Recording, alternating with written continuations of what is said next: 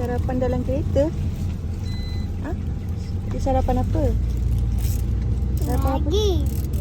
Baca bismillah tak? Tak. Baca bismillahirrahmanirrahim. Hari ni Abang Hamzah dengan Abang Ma ada campur raya kat sekolah.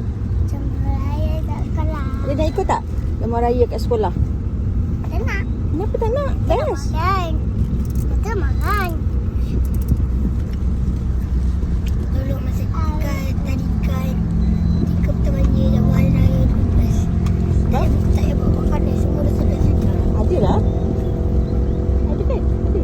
Ada lah potluck. Ada. Ada. Ada. Okay. Yang tak Hamzah buat kari pop. Ada pak kedai. Habis tu tak. Dia tu di Bali. Okey. Umar. Ya. Asia. Tadi kita nak bokeh. Lepas tu cikgu bagi tak bawa kek? Oh. Tapi sedap.